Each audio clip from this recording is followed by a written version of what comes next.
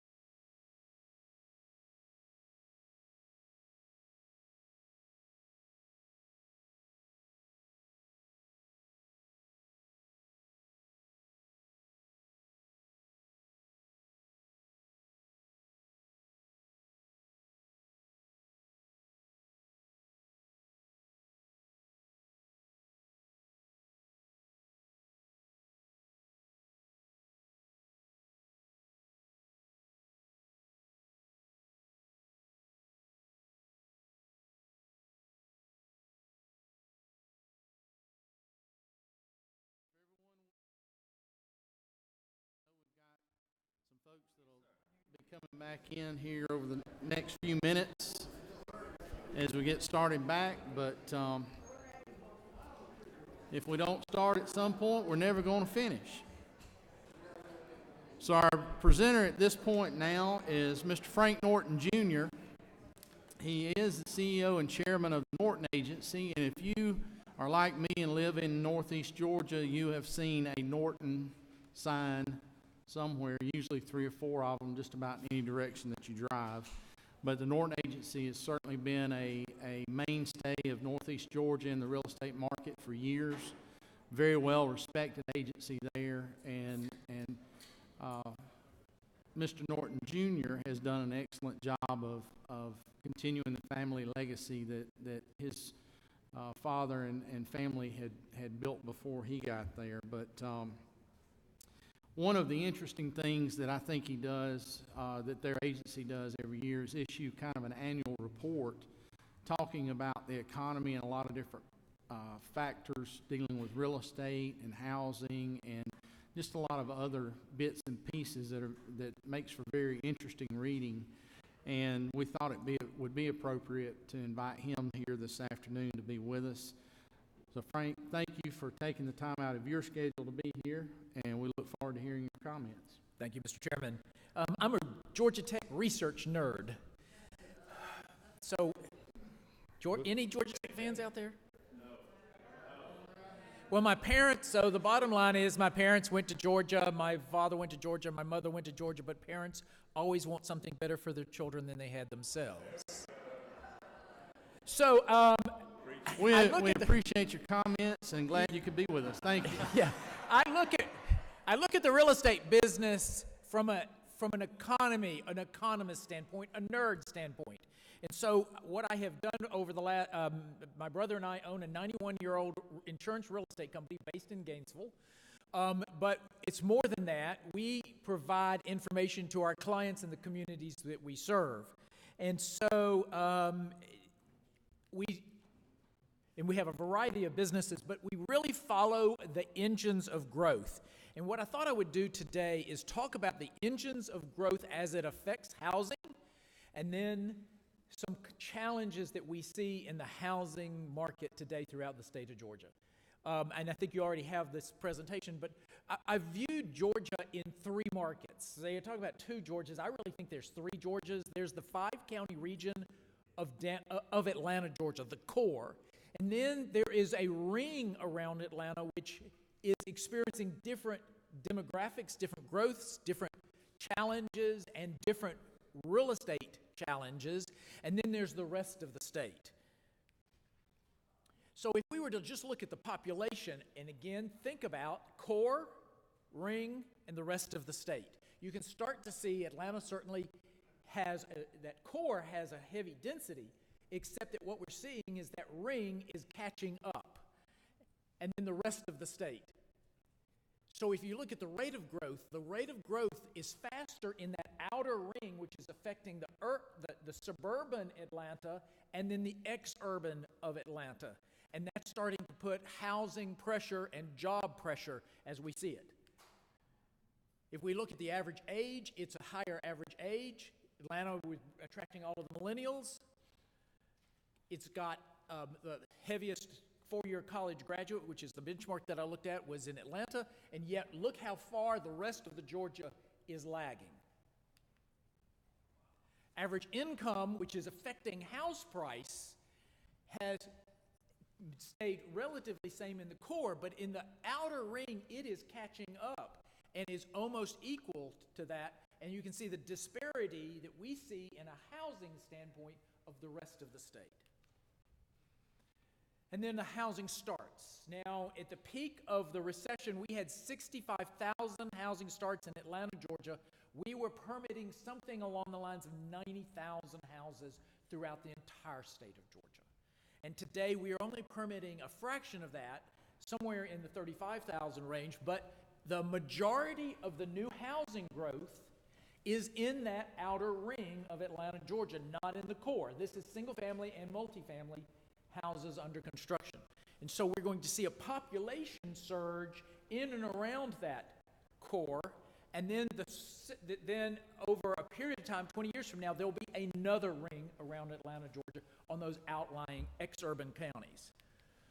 Now, going back, if you look at the annual starts for the rest of the state, only 9,000 single-family and multifamily housing permits occurred throughout the rest of the state. That does include the student housing that's been done in a community like Statesboro. And so that multifamily component is in there. That is showing that there's really a slowdown, there has been a slowdown, or almost a halt, of all residential construction in the entire state except for those core and ring. If we look at the 10 fastest growing cities, according to the United States Census, the communities that are growing, and again, I've done the core, which would be Chamblee, Norcross, and Clarkston, the outer ring, which is Brazelton, Flowery Branch, and Woodstock, and then the communities that are in red are really in and around Savannah area. So part of this is related to the financing. Builders have evaporated. We calculated between 2007 and 2011, 85% of the builders in metropolitan Atlanta evaporated. 95% evaporated throughout the state.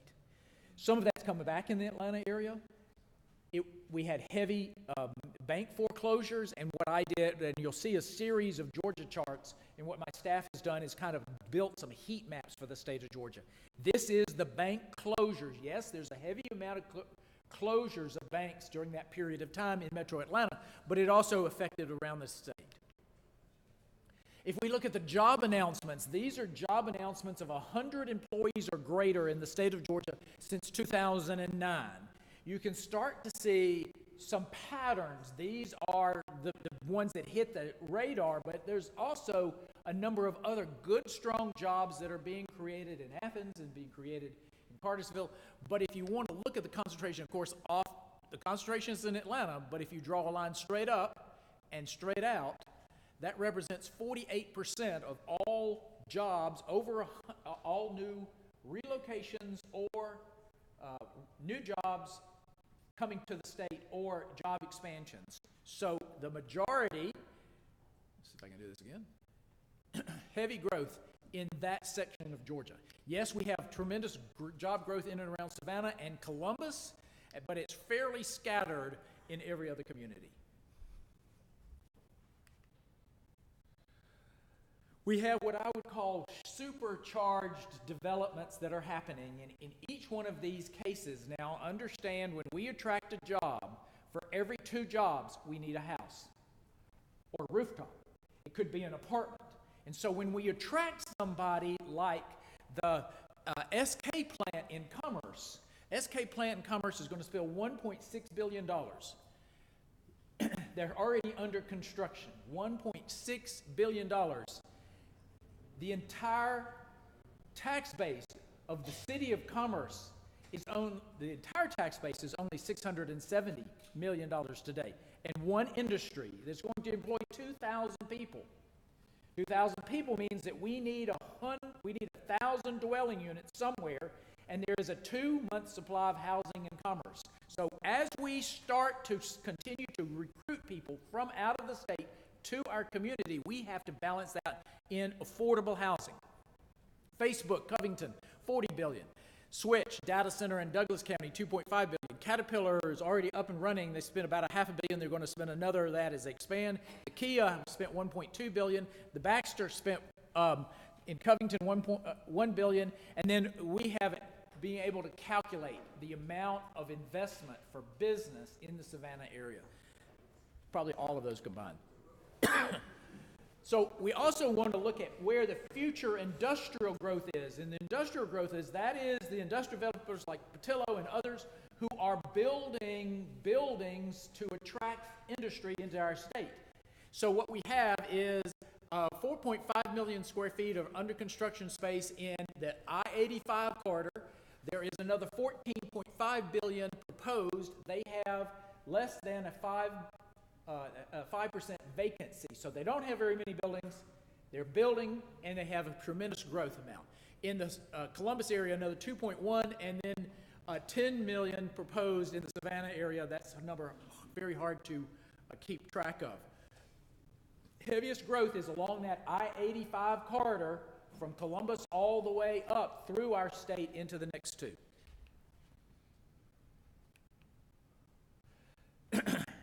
We also start to look at the demographics and the population. So this is Albany, Augusta, Richmond, Macon, Dalton, Savannah, Columbus, and Valdosta. When I grew up, it was either Atlanta or Macon. Today, it's Atlanta and Augusta, which having the heaviest amount of population growth. That SMSA does cross over into South Carolina. But if we start to look at unemployment and we start to look at housing, we can get and housing appreciation. I just picked 4. Savannah has an unemployment rate of 3.4 according to y'all's statistics. It has a 2.8 month supply of housing. That's 0. Most of the folks wouldn't live in that, or it's in such a high price point that it is out of reach for the workers that we're attracting into Savannah. Columbus, 4.4 unemployment, months of supply is 4.2. Gainesville, 2.9 unemployment, 2.8 months of supply of housing. Augusta, 3.9, and 3 months of housing. But then as you start to look at the appreciation of housing, that's the scary number. That's the scary number. Because, yes, it's great for if you own a house and you're seeing that appreciation, but it's putting more and more houses out of reach for the industry that we are attracting. Let's start to look at a little bit of the dynamics of the real estate market. So again, understand my three parts of the state. This is the single-family housing permits that have been tracked since 2000, and you can see the metro Atlanta, the outer ring, and the Georgia. What we're seeing is that we haven't come back to the 2000 marks in terms of housing. What we have seen is that Atlanta is building a little disproportionate share of the total housing stock, and the growth is in this green outer ring. A little bit of, we are building no more houses in 2018 through the rest of the state than we did in 2008. That number is level. What does that mean? What that means is that we still are seeing some communities like Augusta and Savannah start to recover, but in Gainesville, Columbus, what it really means is that we may be have a housing shortage. And what does that look like? In the 1970s, we built in the state of Georgia 275,000 houses. In the 80s, we spent 436,000 houses. In the 90s, 518, 2000, 654, and they said we would never fill them. We would never sell them. They're gone. And then from 2010 through 2018, we've only seen 285,000 single-family housing permits in the state of Georgia. Big difference between those two, which means that we are, by 2020, we are 430,000 houses short. Well, where do those people live? Some of them are living in their parents' basements. They're seeing more double up. We're seeing a more inferior housing. We're seeing we're seeing joint households being formed where you have an elderly parent moving in simply because of the affordability of that elderly housing.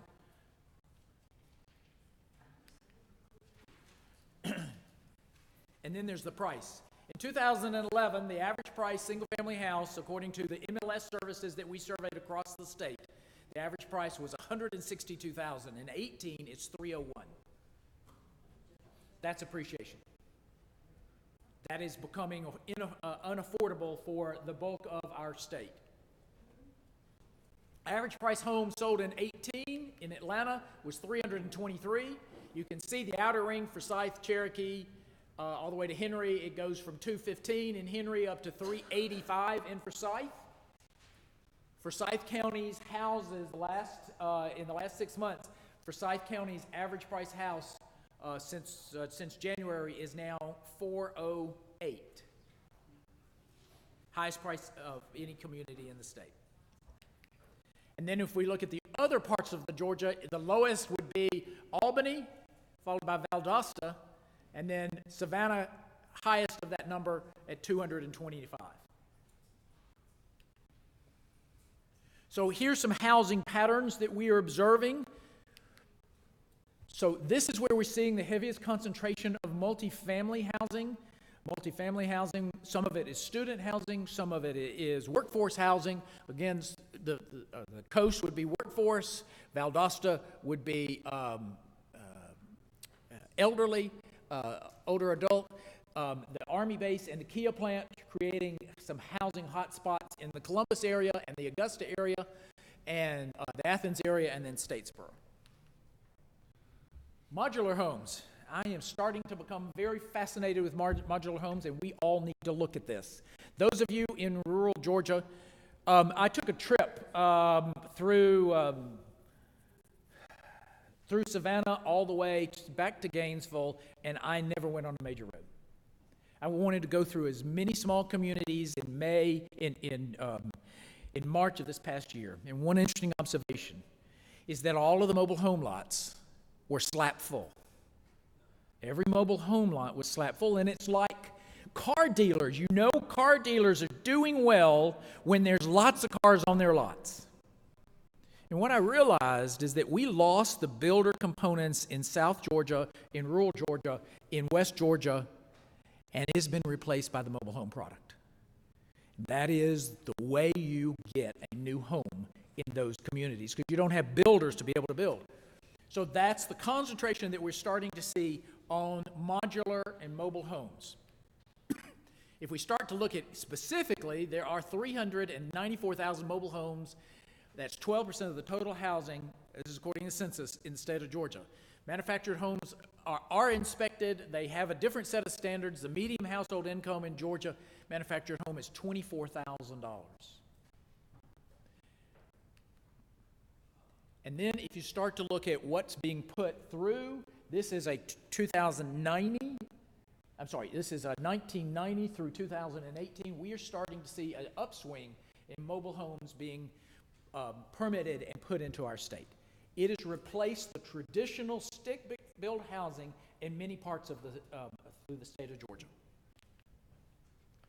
And then second homes, we've got a couple of second home markets in the North Georgia mountains, in and around the lakes, and according to at our beaches. And then we have a strong growth market of active adult communities. Those are typically based on attractive healthcare centers. Gainesville Healthcare Center, Glancy Healthcare Center, the Valdosta Healthcare Center. Those are close proximity to cardiac primarily, rehab medicine, and those centers will continue to attract elderly housing, older adult housing, or active adult housing. So if we look at the Atlanta region, these numbers are all of the listings. These are the home sales since 2006 through 2019. So what this chart shows you are every sale that took place by price point. The green is the $750,000 range. The lower price houses, average people buying average houses with average credit, is the 0 to 150. And you can see we had the bubble of the foreclosures here, and then a declining number of houses under 150 in Metro Atlanta. That would be equilibrium. If we were to look at midpoint of this year, the number of listings or inventory really has not changed since 2012. We don't have that builder market in Metro Atlanta. The major builders are all national builders and are impeded by the banking industry's regulations on spec construction. And so what we have here is a slight uptick, but that represents a 3-month supply of houses in Metro Atlanta. You can also see the number of red houses, which were the houses over 750 up here, and the number of houses, that's probably a 13-minute supply of houses under 150,000 homes.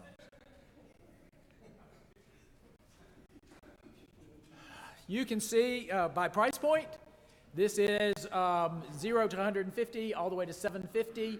This is the number of active listings and at the end of the year, and the number of sales. And so in each case, we have more sales in 18 than we did in any of the inventories. So here's the reality. The reality is that for every 2 new jobs, we have to produce 1 dwelling unit, 1 roof. Whether that's mobile home, whether that's multifamily, whether that's a single family, and the allure of home ownership continues. And so we are struggled by continuing to attract industry, and we provide lots of incentives to attract that industry. But quite frankly, we don't provide incentives on a state or government level, state or local level, for housing developers. And there needs to be some concern about that. Since 2007, 75% of all the builders have evaporated. It is probably 85% in South Georgia or in rural Georgia. We have a shortage of at least 300,000 single-family houses in the state of Georgia today. That will never recover. The average new home has increased 42% since 2010. Let that sink in. If it's going to increase another 42%. regulations, and I am a big opponent of additional regulations. I build a lot of houses for my own account for rental, and regulations drive me crazy. And I don't want to get on a soapbox, but my builder just told me that in the city of Gainesville, I can no longer have a closet with a pull-down string and a light because the new codes won't allow it. That's only the difference between a pull-down and a light switch. That's really only $135 times the 12 closets they make me have. And so there's not a cause and effect, and every time they do that, it tightens the affordability for the average person from buying a house. And so I grew up in a garage. My dad had a garage without a garage door on it until he had some more money, and we didn't have sheetrock, and we used to put our Coke bottles in between the studs. Y'all may remember all of that. And now, in the 2006, we were building 3-car garages with surround sound and custom-made cabinets. But that's not the average person. So our challenges are these. I'm expecting that we need to live with low inventory. Whether you're in Dublin or Gainesville, we're going to have a low inventory. I also believe because of government regulation, homes built today will never be cheaper than they are today. Home price costs are going to continue to go up. Government regulation, but if you have a laborer who is making $17 an hour, and he has other job opportunities, he's not going to take a job in a downturn at $10 an hour. He's going to still be looking. So costs is going to continue to go up. New home construction in the state's going to hover between 22,000 and 32,000 annually. We have a construction labor shortage. Watching my time. We have a construction labor shortage. We had a incident in Gwinnett County where a builder is building a house, and there is a Latino building crew framing the house, and a man in a white truck comes up. And the man in the white truck whistles and gets the foreman down, and he says, "What are you making here?" He says, "Well, I'll do this. I'll pay you $5,000 bonus, and I'll give everybody a $5 raise if you'll walk off of this job and go down 3 subdivisions away."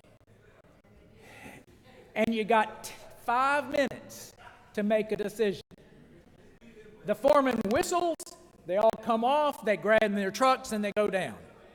We are cannibalizing labor. We are cannibalizing labor, regardless of where their original country of origin, we are cannibalizing labor, and there's a shortage. A house today bricked costs double than a house today that the house bricked 7 years ago, simply because of labor. Regulations are pushing costs up 20 to 25%. Affordable homes are going to default to modular and mobile homes, and the numbers don't add up. So I thought I'd leave you with a little Georgia Tech simple math. So the formula is this: you take hourly wage and you multiply it by the annual hours worked, which is about 260, and the housing expense, people underwriting says you ought to spend 33% of the dollars that you make on housing. And you got some rent utilities, about 10%, and you have a target rent. You got to decide what your target rent is. So if we look at that, let's watch this. I'm going to work for Kubota as a welder, and I'm going to make $21 an hour. Kubota pays $21 an hour for a welder. That means that I make $42,800 a year. My housing expense then at 33% ought to be $14,000. I have to pay 10% in rental utilities, and so the only apartments I can afford are roughly $1,000 a month. And I have a family of 3. Where can I rent in Gainesville, Georgia, for Kubota at $1,000? All the new apartments are $1,200.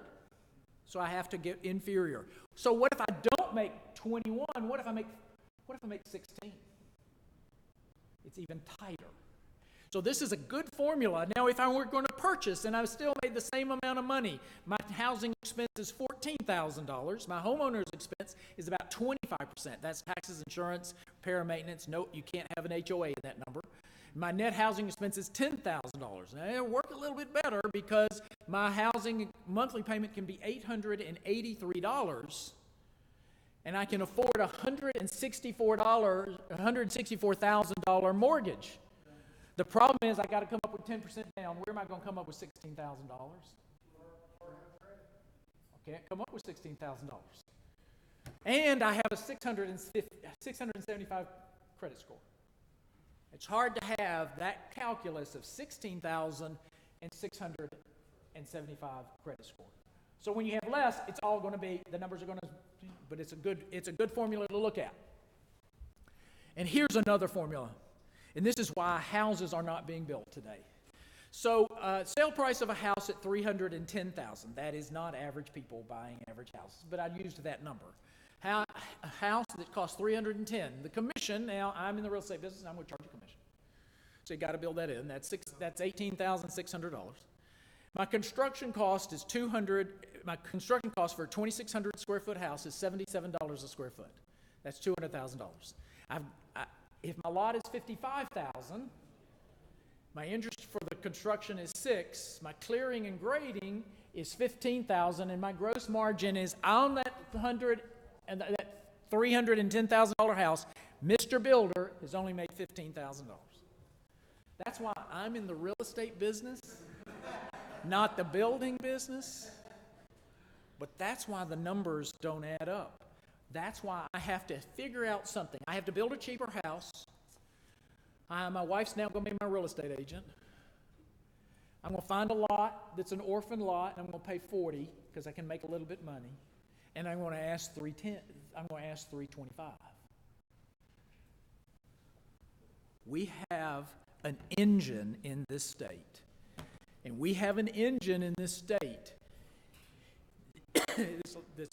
Like this. The lack of a Georgia home inventory is like not having enough oil in your car, and your gears will suddenly come to a screeching halt.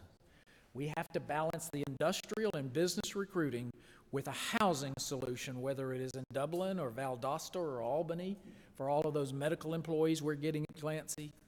We've got to figure out housing. Questions? Wow. Questions? I will say this, the most serious thing you said down where I live is when you said you can't put that pull chain on the light switch anymore because it occurred to me, what are you going to hang your fly strip on?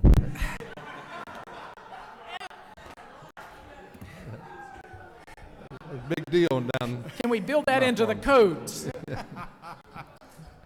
I'm sure the International Building Code is good with that. Chairman Knight. Question. On a couple of your slides, you were looking at inflation, and I think two of those slides you started either 2010 or 11, sort of went forward. I would be curious to see the value because we didn't have the recession in there. So in other words, that home value as it was 2000, 2002, 4, 5, and then the recession, and then what it came back to. I have those. I just didn't have those. Okay. I'd just be curious as to a longer. So we have recovered housing prices. Have largely recovered for house prices for houses that are 2,500 square feet and under. We do have an oversupply of houses throughout the entire state and the country of houses that are 4,000 square feet or greater. That's the bulk of the market, regardless of what market it is or price point. But the houses that are 2,500 square feet or less have recovered and are seeing that heavy appreciation. Okay. I don't know if that answered the question. It helps because it helps in one of the things I was thinking. I appreciate it. Yes. Frank, what are you seeing on lot inventory, on just you know, I know in our neck of the woods, Barrett Jackson Hall, that at the depths of the recession, we had a lot of PVC farms and everything around where subdivisions had been roughed in, but nothing had ever started. A fence gate was put back across. I was just wondering, is that inventory basically gone through now, and we're seeing all new clearing and grading and grubbing? It has. So here's what we have, and I'll put it in the same context. In the metro area, 22 county region, we peaked at 175,000 vacant developed lots. That is lots I could build on today. That number is now in the 70,000, and the 70,000s are still owned, have been bought by the foreclosure people, the D.R. Hortons. They're all controlled by somebody. So you're starting to see some more horizontal inventory. You've got one builder who's bought almost everything he can in Barrow County. And he has been building, and he might have paid $6,000 for a foreclosed lot, and he's marking it $30,000, and he's made a profit on the building of the construction as well as the lot. Those lots have largely disappeared. On the other hand, if we look on a statewide basis, if we had 175,000 vacant lots, the state had somewhere in the 250 to 275,000 lots. Those are still there. The lots in Dublin, the lots in, they may not be in Savannah in the hot spots, but we did see some lots in Vidalia built. And so those have overhanged, and in that same number, there are a number of lots tucked away in the mountains for second homes, and those are largely still there. Okay. The prophet from the coast, Al Williams. Bless you, my chairman. I enjoyed your presentation. It was very compelling, and it was kind of sad if you live outside of that second circle, which I do, and headed down south. And I know there's definitely a shortage of builders. The biggest thing I've seen down my way, why manufactured homes have taken off so. That welder who makes $42,000, instead of a $164,000 house qualifying, he can almost go to the top of the line on a manufactured house for about $90,000, and all of a sudden his monthly nut's about $575. Absolutely. And then if he ain't got no land, he can rent a lot and set it down on it. So that's why and of course it depreciates a little bit, and it's got a little tornado magnet trouble, but other than that, it's not bad. So I'm espousing, if that's the direction that we're going, even in the not hinterlands, because we have an affordable housing route, we need to encourage communities to develop some community standards for modular and mobile. They have planned residential developments. Let's do planned residential developments too, which are planned mobile home or modular communities like they have in Florida, like they now have in Texas and in Arizona. Good quality standards, HOAs, keep the junk out, and then if you have those houses now appreciate. And I think that's where we're going to see this industry going. Mary Margaret Oliver. Can you please relate your presentation to the explosion of high-end, $2,000 a month apartment complex growth in the metro area? I can't figure it out. So first, a lot of it's driven by the money. Follow the money. They are big funds developing these. There is a glut. I spoke specifically to somebody who, the apartment complex that and because of that glut, there's some deals being made out there to fill people up. And so a $2,600 per month apartment, this individual leased for $1,700. For a 2-year period of time, the first year is $1,700, the next year is $2,500, and third year they expect to get to that. The returns for some of these funds is that they're looking at flipping this in the third, fourth, or fifth year, and they can give the free rent, in essence, or the rent concessions, and then make it up at a later date. But we do have a glut of apartments, but at the same time, we have this huge migration of young power moving to Metro Atlanta, and they are sacrificing some of the other things, cars, instead of a car payment, they're adding it to their 30% of housing costs. And so they're paying 50 or 55% of their total income for housing costs. After the flip, is the second owner, the third owner going to go bankrupt on that property? I agree. I'm a developer who uses my own money, so I'm much more careful with my own money than these people dealing with other people's money, or trying to average things with a rounding error. I agree. Representative Hawkins. Yeah, Frank, you mentioned the regulations. I noticed that large percent. Is there anything we can do here in this body to help you with some of those regulations? Thank you very much, neighbor. When we pass a rule, whether it's city or county or on a state level, we need to look at the unintended consequence on the affordable housing. So, yes, we need to balance fire codes, we need to balance public safety, handicap, but there is an extreme that is being applied there. City of Gainesville passed the Uniform International Building Code, and I asked the planners, had they ever read this? No. They passed something because they had gone to some convention and they were told Augusta had just passed it or Macon had just passed it, and what's good for them is good for Gainesville. But the markets are different. And so we have to look at either this consequence for housing and construction, still protecting the general public, or develop a series of standards which could be developed, that you have standards for houses that are built under 200,000 in a community or that rent under 1,000. And there are two different sets of standards, and apply that for affordability to get folks a rooftop.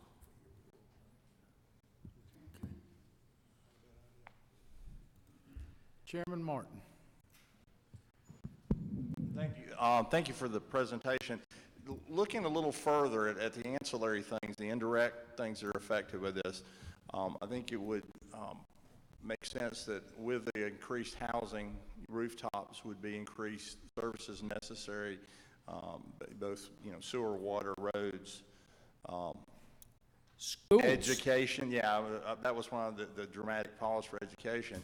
And what you're talking about is something that's primarily funded at the local level with ad valorem tax, about lowering the cost of the rooftops and then funding the schools, when the schools are, for the most part right now, talking about not having enough money to do the education. So walk me through the economics of affordable housing, more affordable housing in a community, and then how that foots out to the education requirements.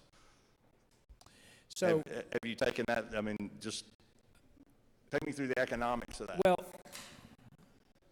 let's walk through Commerce, Georgia. Let's walk through Commerce, Georgia, which is going to have a $1.5 billion tax revenue source. But we gave away a lot of it to get them there. Probably gave them away a lot. They're going to employ 2,000 people. Some of them, that's probably going to produce at least 2,000 children. And the City of Commerce school system is slap full and can't handle them today. And the Jackson County school system can't handle the overload. And yet we've got revenues coming from property taxes maybe someday, and yet we have to build infrastructure today. So I'm not sure I have a solution for you, but I do know that a house that's $200,000 doesn't pay 100% of its way. And so we have to balance the corporate and business investment for a community with the tax revenue. We may be giving too much to attract some of these industry into our state without calculating the unintended consequence on the labor supply needed, the education, the libraries, and the healthcare services that may be impacted by that. Just a quick follow if I can. And following that, there's a lot of places, one in North Fulton that's looking at now invoking the Redevelopment Powers Act and creating a TAD to reinvent an area up there to bring in affordable housing, and they're asking the school system to go without the tax increment for 30 years. So I'm just saying that the two things don't necessarily walk in step. It's more complicated than if we just look at affordable housing. Oh, absolutely. It is a very complicated Rubik's Cube of an issue. TAD is a great stimulus, but if you've got TAD in creating rooftops that are going to be families, then you're missing that. But where I'm seeing TAD being used is TADs in metropolitan Atlanta or metropolitan Gainesville, or in some cases Athens or other places where it's being used for industry, or they're putting a limit on the size of house, two-bedroom house versus a family style, so that they get the young folks there that aren't really affecting the school system. Representative Morris. Frank, always good to see you. Hey, you referenced Forsyth County, average household price 408. I looked at your chart. It looks like that's an increase over like $25,000 from the 2018. I think I have an idea, but I'd like to know what your thoughts are that have changed the numbers that drastically. If you could maybe share your insight, and if the same effect is happening elsewhere, then if you could share that as well. Forsyth County's economic driver or housing driver, Forsyth County's economic or housing driver are the taxes in North Fulton.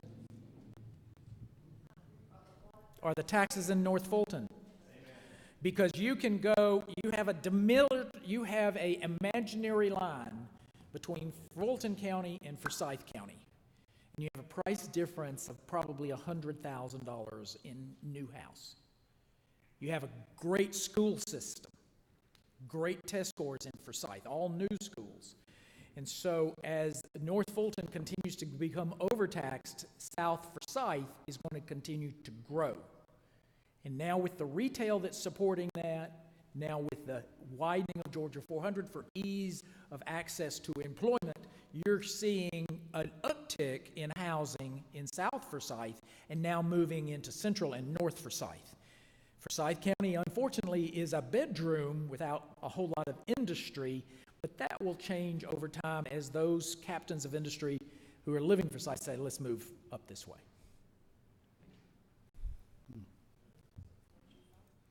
Okay, one last question. We're bumping up on our time limit, so Senator Orrock. Chairman, thanks for your information today. A couple of questions. One is, it could be enlightening to look at how federal housing policy has changed, because there used to be more federal dollars available to the builder community. You probably know that better than I do, but that's my understanding, that over time we have really failed to invest from the federal level as much to encourage, to make it possible to profitably build housing that's reasonably priced so that ordinary people can have a roof over their heads, right. Just simply. And so I'd be interested in your thoughts on that. The other, you just mentioned North Fulton being taxed. Well, we have a tax system that's property tax, and it's tied to the sale value of the house.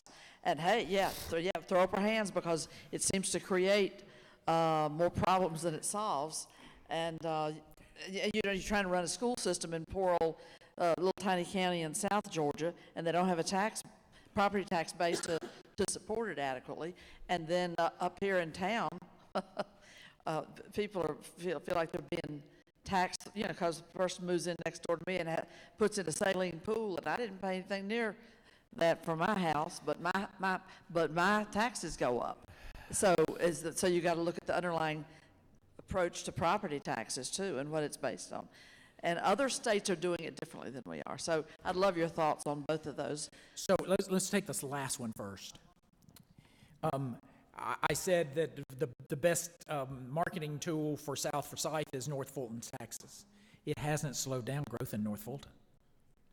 North Fulton is continuing because of the demand and its close proximity and its quality of life. People are still buying houses at $550,000. That is not slowing down. It is creating this ripple into the next county. Okay. The taxes, there is a disparity, and I'm not quite sure how y'all will ever figure out how to handle the disparity in the state. Y'all have always defined it as two states. I think there's three, and will reverberate out. The first question was federal housing policy has moved from payment of house to voucher, which gives you the freedom to rent somewhere that will take vouchers. There are some tax programs that you see a lot of developers do in Atlanta and Dorville and Gainesville, and we've seen them in Valdosta, where they are taking tax incentive financing, but they are limited in their tax financing to only 20% of the project to be subsidized voucher-related housing. The other 80% is normal people. Well, that number probably needs to change because it is squeezing out the poor, and there needs to be a broader number, not 20, maybe 40 or 50%, to open up more units to be developed for the folks that are only making $16 an hour.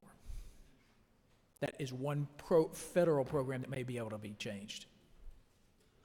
Experience in my communities is that the investment in public housing, low-income subsidized housing for low-income families, that's going away. And you're right, vouchers have been put in place, but the minute that the gentrification occurs, that landlord who had a substandard property that only a voucher person would be forced to live in, and then they get kicked out when the gentrifiers come along, and that house is suddenly worth something different, and they renovate it, and a high income family's in there. So there's just a lot of forces here that aren't working well for the average income person. So I'm going to suggest that you look at the rental market in two pieces. The rental market is the subsidized rental market and the affordable rental market.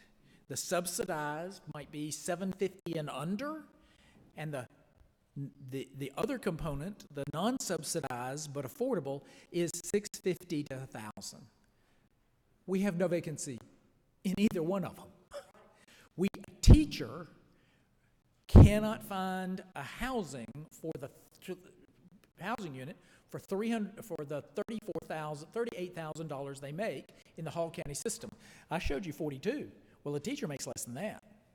And so where are they living? They are having to commute further and further away from their school to be able to find an affordable housing. It's teachers, it's firemen, it's public safety workers.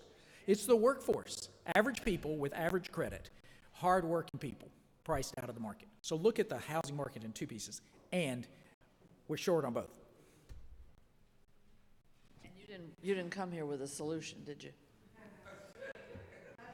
That's not blame. I'm not blaming and shaming you. I mean, it's a big And the problem. apartments I build, I have to have that switch in the closet. Right. We need to shed more light on the subject, possibly. Yes, ma'am. Yes, ma'am. All right, Frank, thank you so much. Thank you, Mr. Chairman. Thank you. Every time I see one of your presentations, whether it's something like this or one of our chamber meetings or something other, you always show me something in a different light, and I just want to tell you I appreciate it because you have a different way of looking at things than I do, and it's always something that educates me, so I appreciate that. Thank you very much for the invite. Yes, sir. Thank you. Thanks. Have to use the cough drop. Okay, y'all keep your seats. We've got the state economists coming forward. Dr. Dorfman, come on up. It's good to see you. How you doing?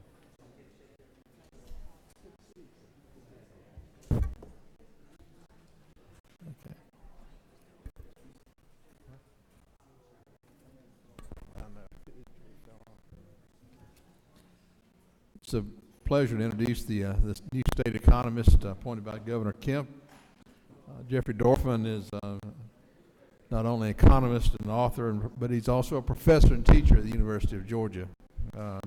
Teaches classes in food industry, micro and macroeconomic theory, and policy. He's done a lot of research on economic forecasting and particularly in food insecurity. Other areas, he's the author of 3 books. But I think the important thing for me is he still teaches classes, and that's I think vitally important in our state. He was elected in 2013 as a fellow by the Agricultural and Applied Economics Association. He's testified before all the various committees, including the U.S. Senate Agriculture Committee, and here in the Capitol with committees here as well. He's just a person with a well-rounded background, been at the University of Georgia since 1989. He's a bulldog. Certainly no one could object to that. Dr. Dorfman, we're glad to have you today and turn the floor over to you. Thank you. Thank you, Mr. Chairman. I appreciate the long bio. The short bio I prefer to use is, I am, by his own admission, Nick Chubb's favorite professor. So I'll settle for that. Actually said that on ESPN one day. I did not know it was coming. No. Good afternoon, Mr. Chairman, senators and representatives. I'm here in my new role as a state fiscal economist to explain about how I go about forecasting state economic conditions and state revenue collections for budgeting purposes. As preface, my job consists of 3 main components: revenue forecasting, revenue tracking for the current year, and helping with economic policy analysis when I'm asked to chip in. I'm going to focus just on the first 2 because that's the part that's relevant to your appropriation committees. For the current fiscal year, FY20, I spend a lot of time analyzing the daily and monthly revenue reports. Senator Hill mentioned those earlier, how he tracks those as well. We compare them to last year. We have to know lots of things that have changed so we can tell if we're supposed to be behind or why we should be ahead or what's going on exactly. We have day of the week effects. Are there fewer paydays in a month? Changes in tax law, even things like Hurricane Dorian. Hurricane Dorian did not hit the state of Georgia, but the state will lose about $10 to $20 million in revenue because a large part of coastal Georgia was shut down for a week. And in particular, even hotel-motel tax, because that was Labor Day weekend, and a lot of people would have been in hotels and motels along the coast. So you've got to try and keep track of everything like that. To forecast revenue collections for next fiscal year, FY21, which is the budget that you're starting to think about dealing with, I begin with current economic conditions, recent economic trends.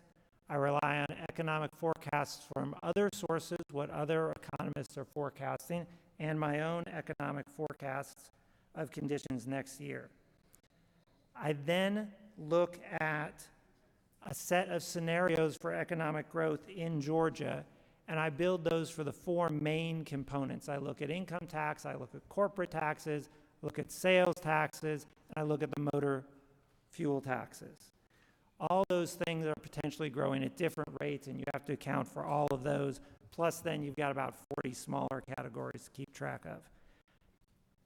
The way I'm doing it for this year is I'm trying to forecast things on a quarterly basis.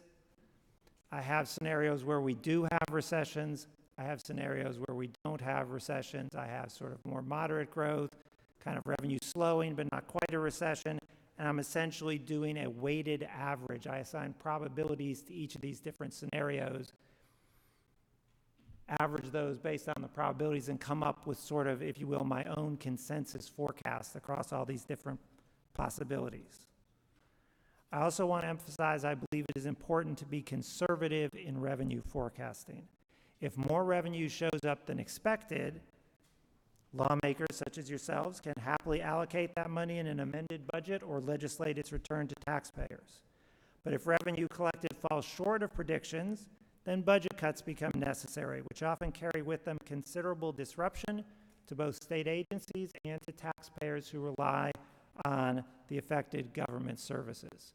So my goal that I sort of promised the governor is I will try and miss low on revenue an awful lot more than I will miss high. I think that makes all of us happier. Now, as to the particular for revenue forecasting at this time, revenue tracking for FY 2020 is disappointing at the moment. Instead of an expected 2% increase in revenue collected for the first quarter, it actually looks like our revenue collected for the first quarter of FY 20 is going to be down by about 0.5% compared to last year.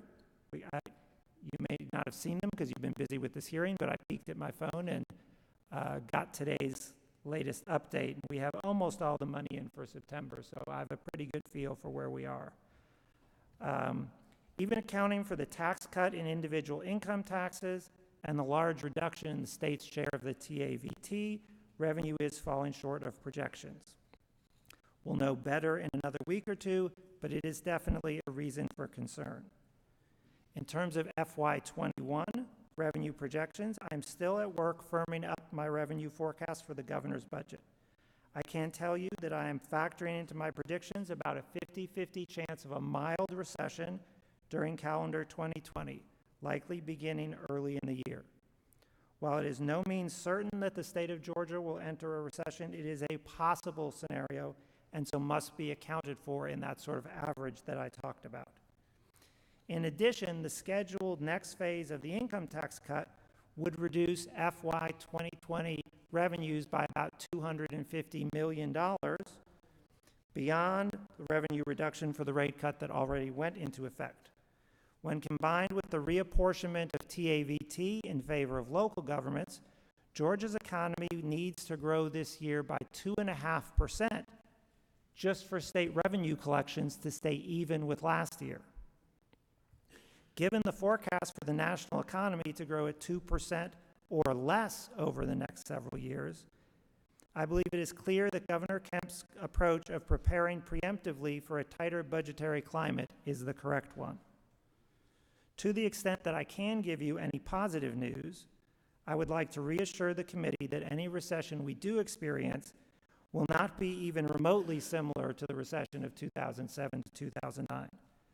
This recession, if it occurs in 2020 or 2021, will be mild, with reductions in state revenue of somewhere between 0 and maybe 2%, state unemployment rising only to 5 or 6%, and economic growth returning within 6 to 9 months. It will be a recession much more like the ones we had in 1990-91 or 2001. If you remember, the first one of those is the one that the first President Bush kind of missed what's happening because it was so mild.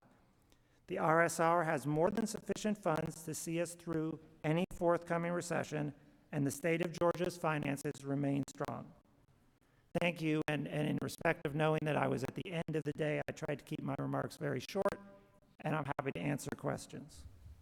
All right.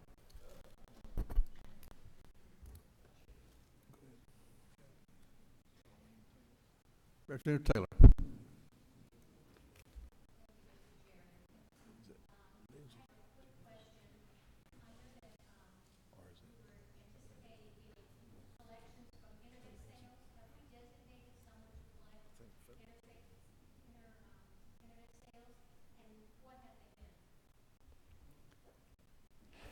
Thank you for the question. I am currently asking the exact same question, and I don't think I can give you a confident answer at this point. I know we issued a sort of policy memo, if you will, from DOR telling remote sellers they owed us taxes, but I don't have an answer from them yet how we're doing at collecting those.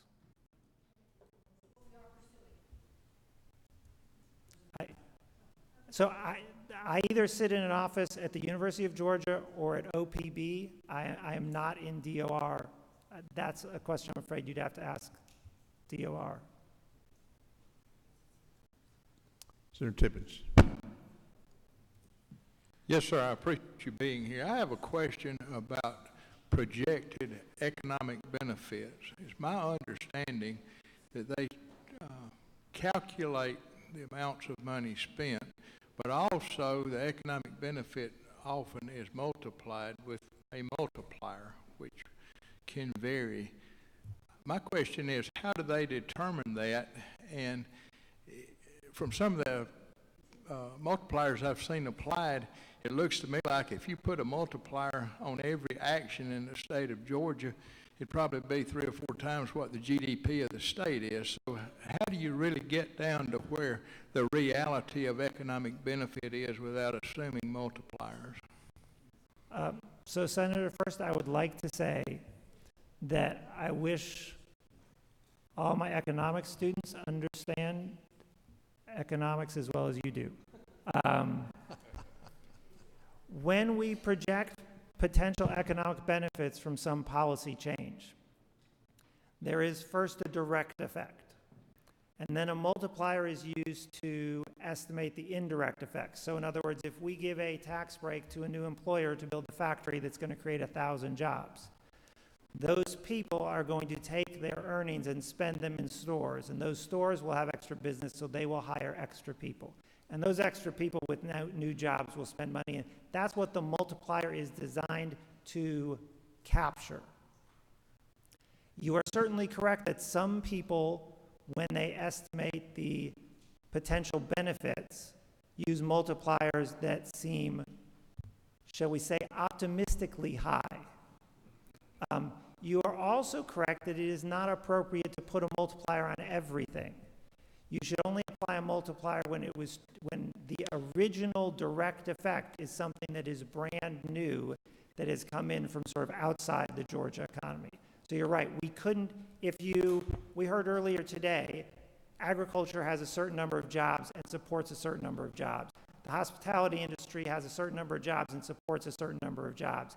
If you added up every industry in Georgia and how many jobs they were claiming to support, you are right, we'd get to about 10 million jobs when there are only about 4.5 million jobs in the state of Georgia.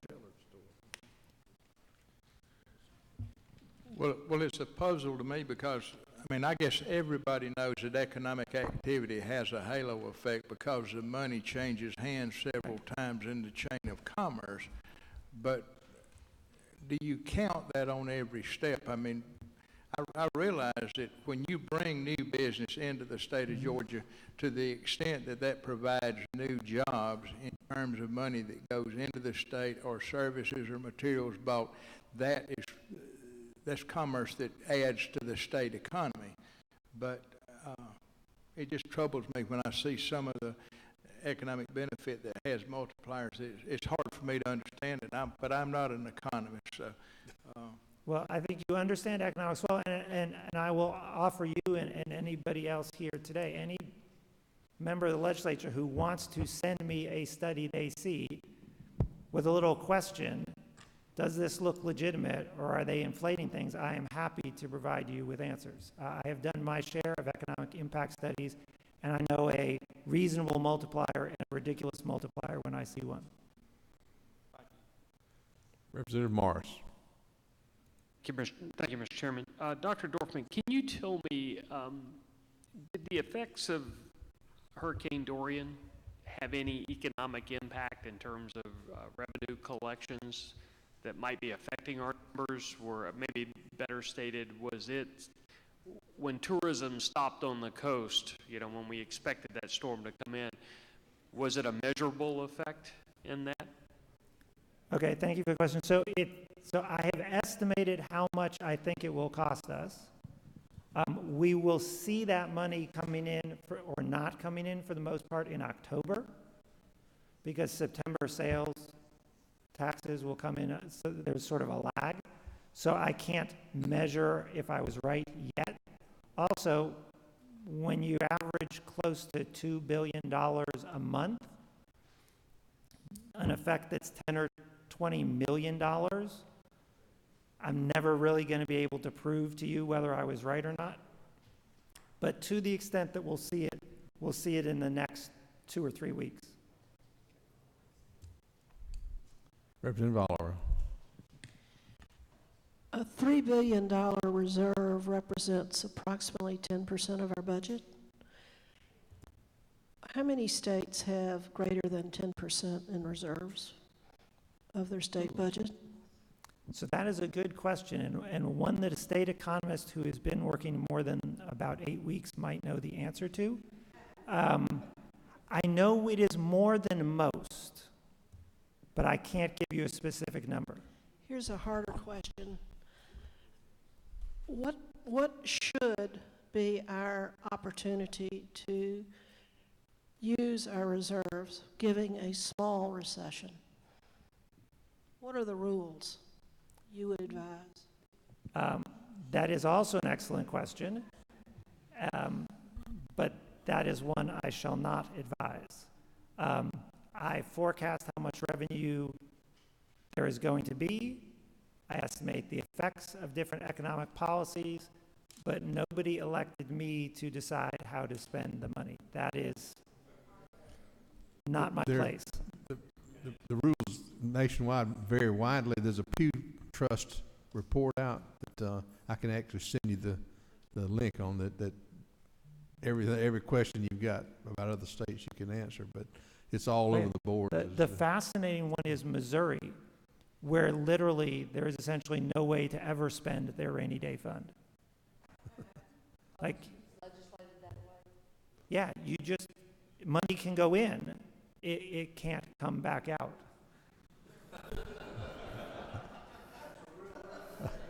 We don't think that way around here. No. we actually think the opposite way. Representative Welch. Thank you, Mr. Chairman. Dr. Dorfman, so I just wanted to make sure I understood what you were saying earlier. So you were saying the projections with the governor's order on a 4% cut on certain agencies, is that cut anticipated to mirror and keep us even in terms of the anticipated revenues that you're forecasting for the remainder of this budget year? Thank you. So the 4% cuts on certain agencies that the governor has proposed, I guess going into effect essentially next week, starting in October, will save the state about $200 million. It is possible that that will be enough to keep the budget balanced for FY20. It is possible that that will not be enough. It's still very early in the fiscal year, but I think the governor is being very responsible and prudent in staying ahead of the curve. One of the things that we're seeing now is just a high degree of uncertainty. We now have impeachment talk going on.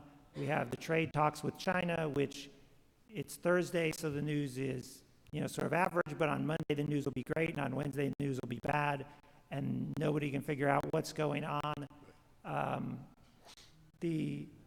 Just when they take surveys of business owners, the National Federation of Independent Businesses did one recently, and 80% of business owners had an increased level of uncertainty about future business conditions. So it's a lot easier on an agency to implement a cut given 9 of the 12 months in the fiscal year left than if we wait until we know for sure, and that cut bites a lot more when you got to do it in the last couple of months of the year. And if I may follow up, Mr. Chairman,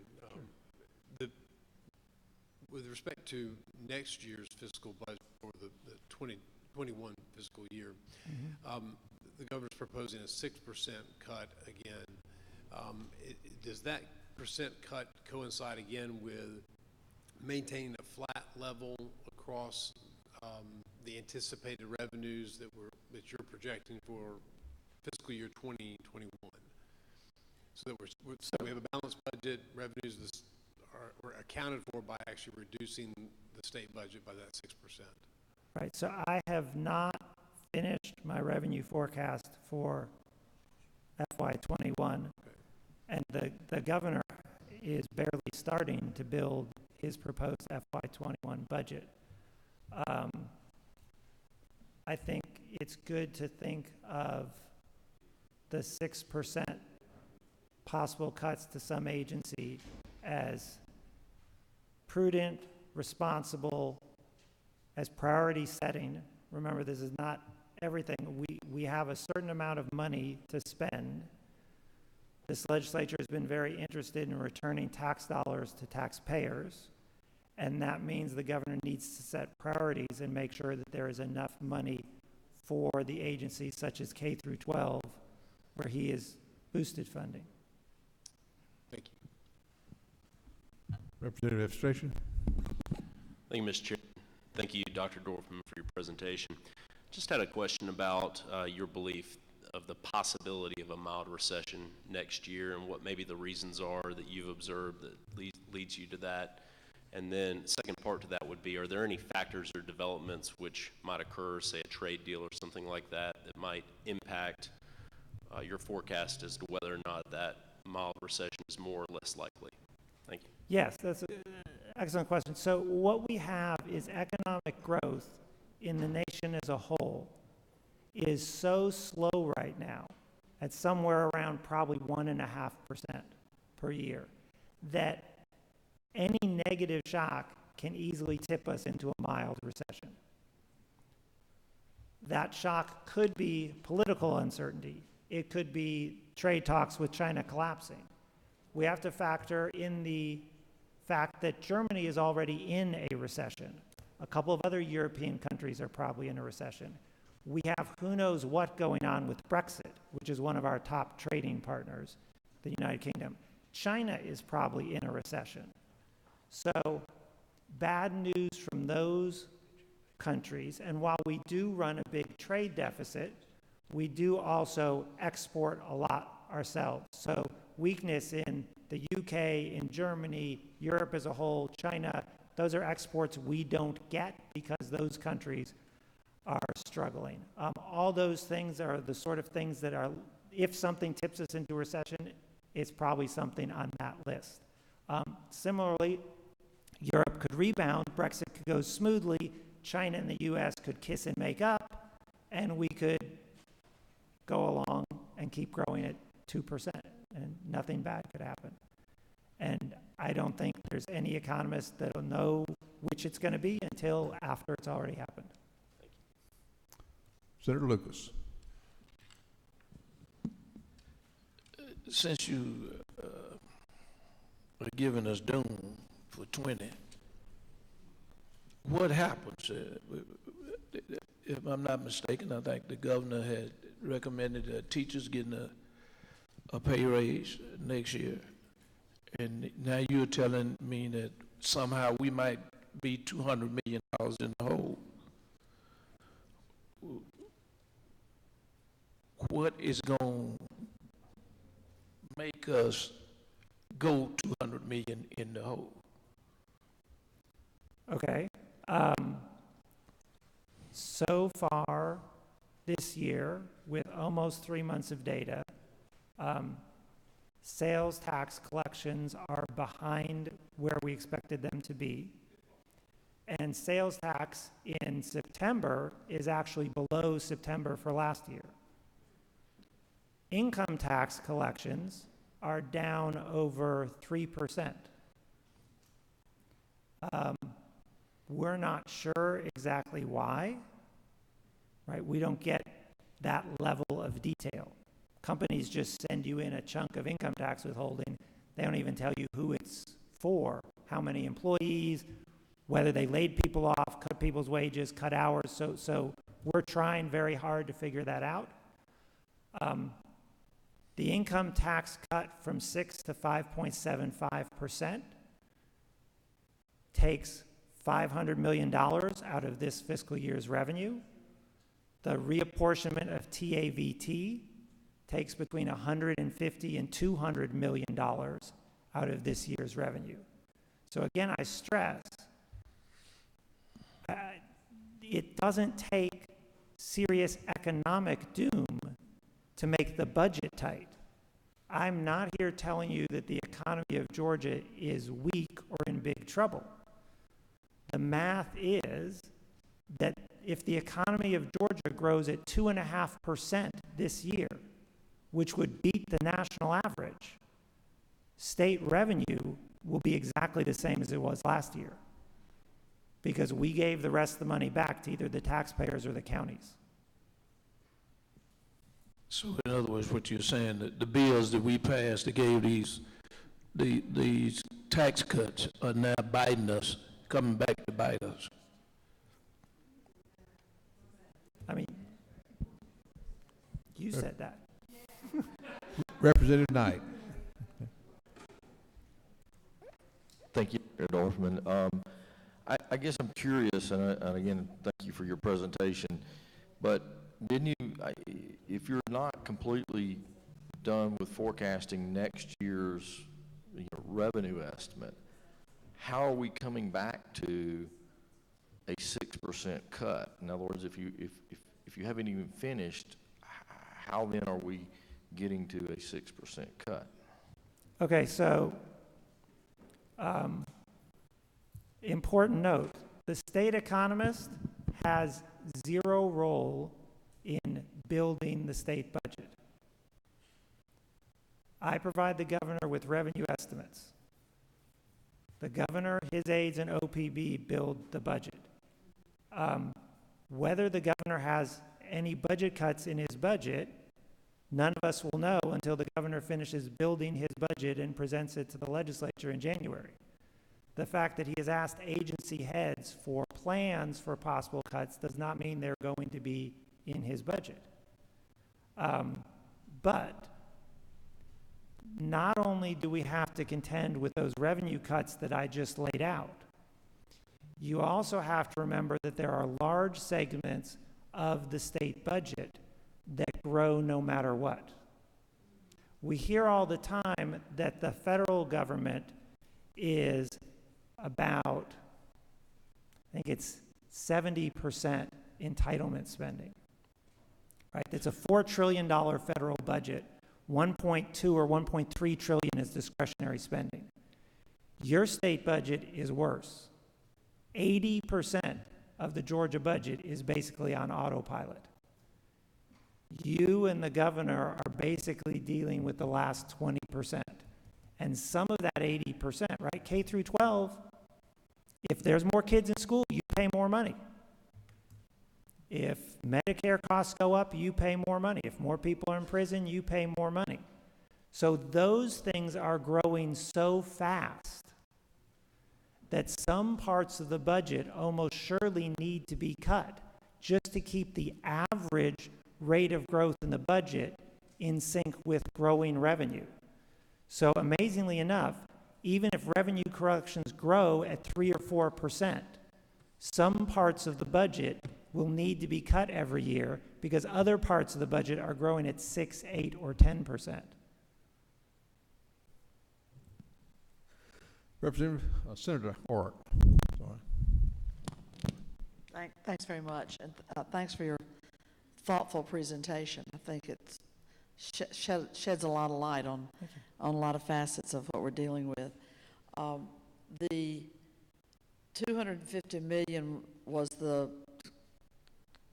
dollar that you put on the reducing the tax in the last session. Okay.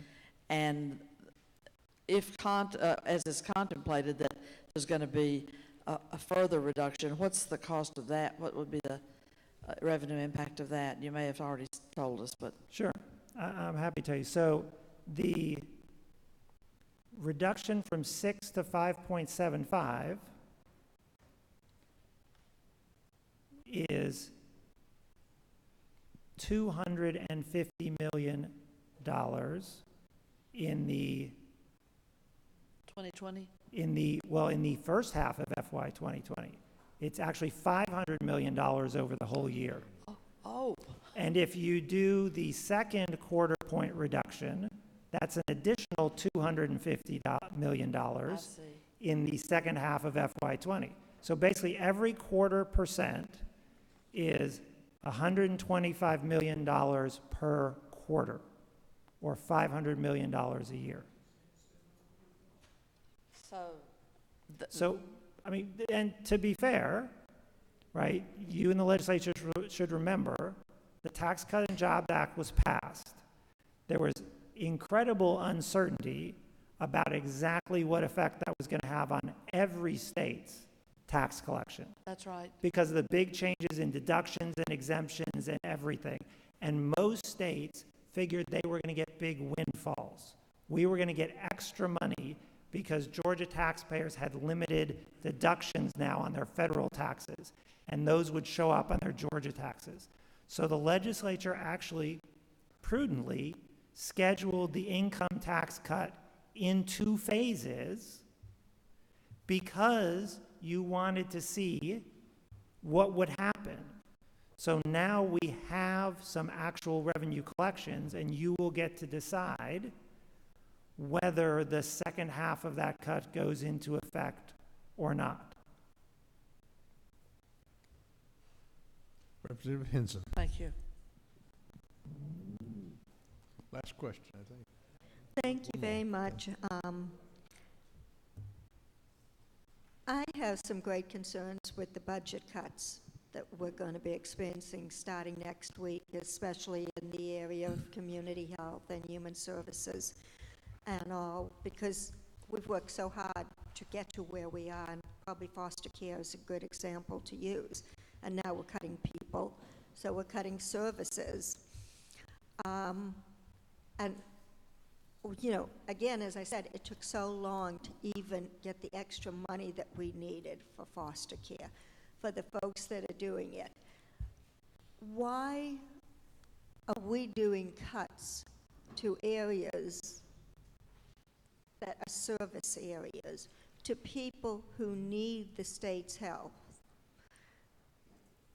I think that's probably my question, because I look at that, foster kids, I look at other things we do with the state, and when we cut certain budgets, we're not able to fulfill the markers that the feds will at times put out there for us. So in essence, we're basically leaving money on the table because we aren't hiring more people, we aren't doing more things, and we don't have the money, supposedly.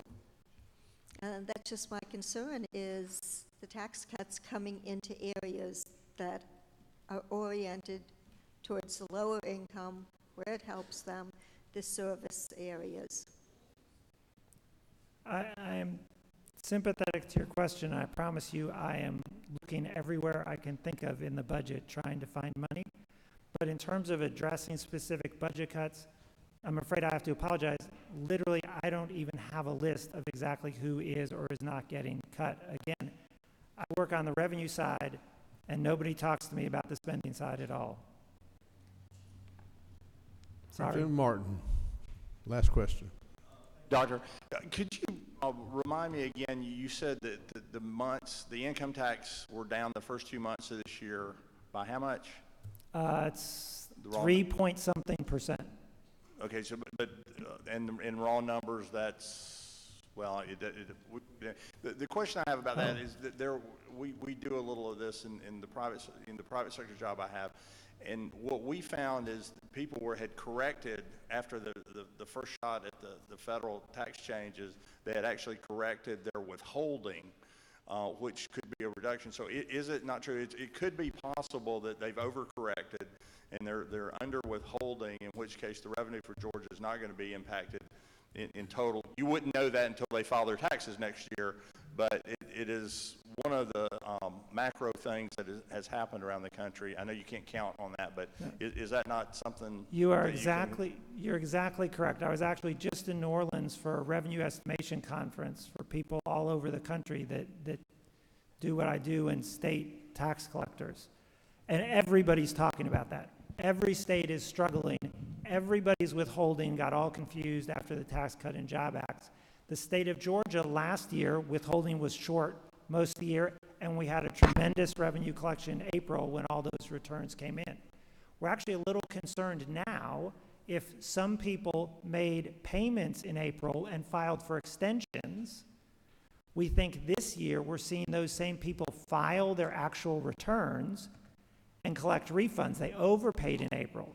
So one of the reasons revenue is weak so far this year is we're sending more money out in refunds than normal.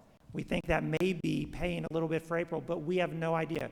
We're looking very carefully at quarterly estimated payments and to see if they're helping, but you're right, we'll know in April whether we get saved late in the fiscal year again. Thank you. That was going to be my follow-up question. Is it the reduction? Is it actually the money coming in, or a net collection? And I think you just answered that. It's the net collection, not necessarily the gross income taxes coming in for 2019. That is correct. And every state in the country is going through the same uncertainty. Got a follow-up question, Representative Welch. Yes, sir. Thank you, Mr. Chairman. Dr. Dorfman, thank you again for being here. I know you have some guardrails you have to work within, and you're looking at revenue forecasts, and we're asking a lot of questions about areas that you may not be covering. But I did want to underscore something you said earlier when we began our Q&A. I think that Chairman Howson asked you about internet sales. And so I just want to kind of just leave or ask the question, but restate it, is that we don't know that yet. So that's a revenue that we're looking to collect as a state. We don't know how much revenue that is at this Well, I know how much it is. You do? I don't know for sure if we're collecting it or not. But if we're not, the amount we could be getting is an additional $5 or $10 million a month. A month. So it's a non-trivial amount of money, but it is not enough. So you're talking about 60 to 120 million a year. That's not going to completely make all our problems go away either. Okay, so then you do know that what the numbers should We know the magnitude, yes. Okay, good. Well, I think you've outlasted them, Dr. Dorfman. Thank you so much for a very enlightening presentation. Ladies and gentlemen, just a reminder that we start in the morning at 8 a.m. sharp, so try to be on time and in your seats. Thank you very much. We'll see you tomorrow.